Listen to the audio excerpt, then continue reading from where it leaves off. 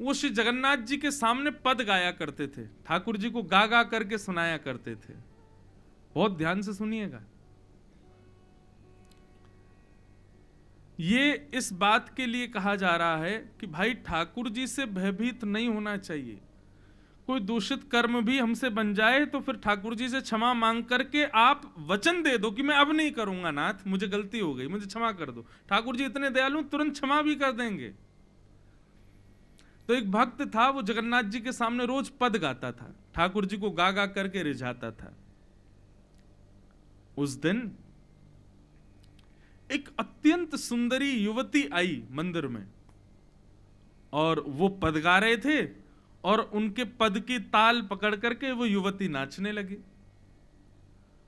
उसका नृत्य इतना सुंदर, वो स्वयं इतनी सुंदर, उसके रूप माधुरी इतनी सुंदर कि वो जो जगन्नाथ जी को रिझाने के लिए गाते थे, जगन्नाथ जी को देख करके गाते थे, आज गाते गाते गाते गाते उस युवती की ओर देखने लगे और उस युवती के रूप में आसक्त हो गए।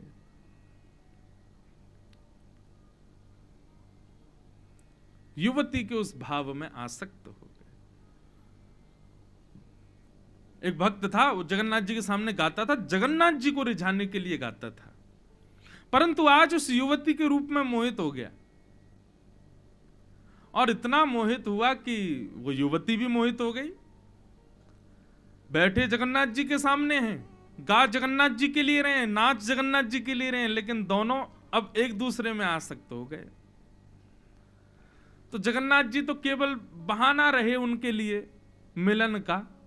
मंदिर में जाते थे दोनों, लेकिन वो गाते थे, वो नाचती थी, लेकिन होते तो जगन्नाथ जी के लिए, सबको दिखाने के लिए क्या कह रहे हैं, जगन्नाथ जी के लिए गा रहे हैं, लेकिन होता क्या, दोनों एक दूसरे को ही देखते थे। ठाकुर जी भी मंद मंद मुस्कुरा रहे थे, है तो मेरा भक्त ही, क्या करें। अब उस भक्त की वर्षों की एक नियम था उसका कि वो जगन्नाथ रथ यात्रा से पूर्व जगन्नाथ जी के सामने पद गाता था, और उसका पद सुनने के बाद ही जगन्नाथ जी का रथ खींचा जाता था। तो रथ यात्रा से पहले जगन्नाथ जी, आज महाराज जी बता रहे थे, बीमार होते हैं जगन्नाथ जी। तो जगन्नाथ जी जब बीमार हो गए 15 दिन के लिए, तो अब मंदिर में तो दोनों मिलन हो नहीं पाता उनका, देख नहीं पाते।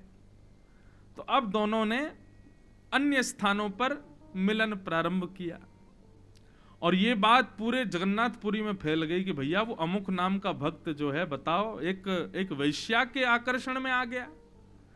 तो मंदिर के सब पुजारियों ने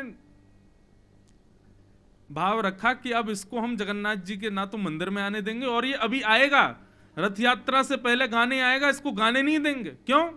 इसने अपने भाव को दूषित कर दिया है कि वैश्या के आकर्षण में आ गया।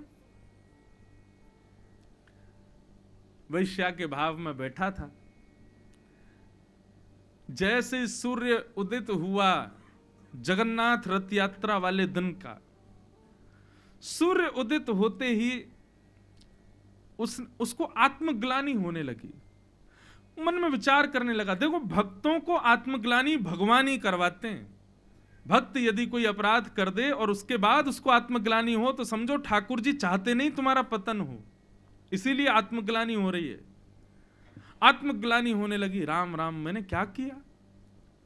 जिस स्वर से जगन्नाथ जी को मैं प्रसन्न करता था, जिस स्वर से मेरे नाथ मुझसे रीझते थे, उस स्वर का प्रयोग मैंने किसी और को रिझाने के लिए किया। जिन नेत्रों को केवल जगन्नाथ जी का रूप भाता था, उन नेत्रों को कोई और भाने लगा। जिस शरीर का प्रत्येक अंग केवल जगदीश की सेवा में रहता था, वो शरीर का प्रत्येक अंग अब किसी और को लुभाने लगा। उसको आत्मग्लानि, अंदर से ग्लानि होने लगी। लेकिन वो जगन्नाथ जी के मंदिर को देख करके बोला, हे नाथ, आप ही मेरी रक्षा नहीं करोगे तो कौन करेगा। मुझसे गलती हो गई, अपराध हो गई, मैं क्षमा मांगता हूं, आज के बाद कभी नहीं करूंगा, लेकिन मुझे स्वीकार करो।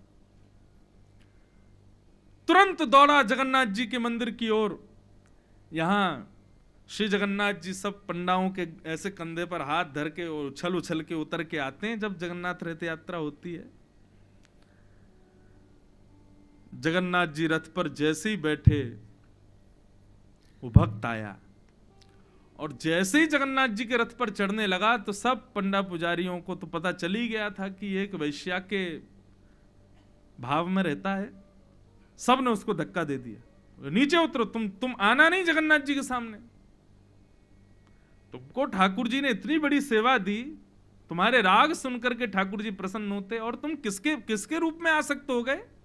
हम सब जानते हैं तुम अब अपवित्र हो चुके हो, कोशिश भी मत करना जगन्नाथ जी के सन्मुख आने की। और सब पंडा पुजारियों ने उसको वहां से जगन्नाथ जी के रथ से दूर फेंक दिया।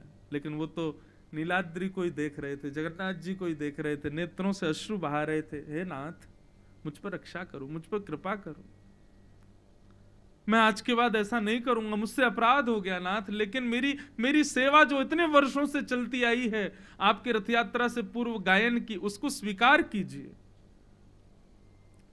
लेकिन किसी ने उनको अनुमति नहीं दी सामने बैठने की। मन में विचार करने लगे क्या करें। तो बंधुओं, ये पुरुषोत्तम क्षेत्र है, जरूरी नहीं है कि उस श्री मंदिर में ही ठाकुर जी हैं, यहां तो प्रत्यक्ष कण कण में श्री जगन्नाथ जी विराजमान है।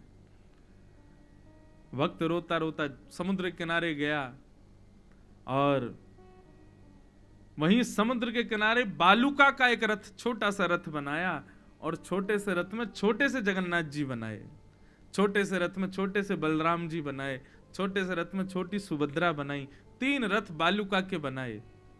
सुंदर एक मार्ग बनाया गुंडीचा जाने के लिए, और उसकी जो सेवा थी राग गायन की रथ यात्रा से पहले, वही बालुका के रथ के सामने बैठ करके राग गाने लगा, जगन्नाथ जी को सुनाने लगा। यहां बलभद्र जी का रथ चला गया, सुभद्रा जी का चला गया, लाखों लोग रस्सी पकड़ करके जैसे ही जगन्नाथ जी का रथ खींचे, रथ चले ही ना। सब बोले भैया क्या हो गया, नीचे जाके देखें, चक्के देखें, सब देखें, सब कुछ बिल्कुल ठीक है, पर रथ क्यों नहीं चल रहा है। तब सब ने जाकर के महाप्रभु से प्रार्थना की, भगवान आज आप रथ यात्रा क्यों नहीं कर रहे, लाखों लोग आपके रथ को खींच रहे हैं, आप आगे क्यों नहीं चल रहे हो। तो महाप्रभु यहाँ के राजा को आज भी आज्ञाएं देते हैं।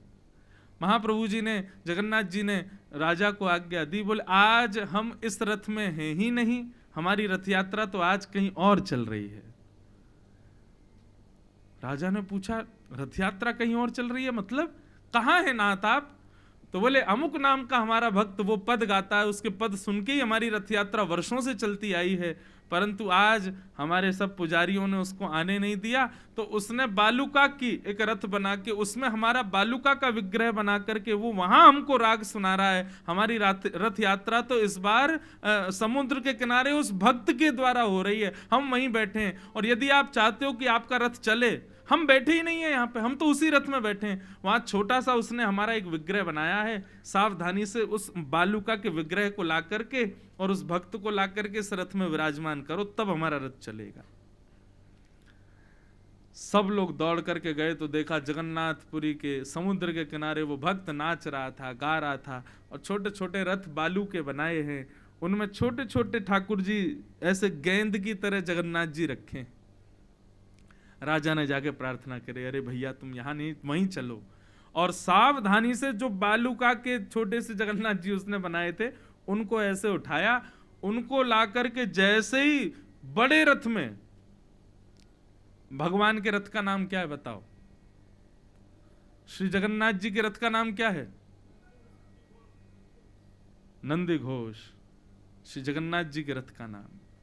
जैसे ही उस रथ में ला करके विराजमान किया, बालुका की पिंडी रखते ही रथ बिना खींचे अपने आप चलने लगा, मानो जगन्नाथ जी पधार गए हों। ऐसे भाव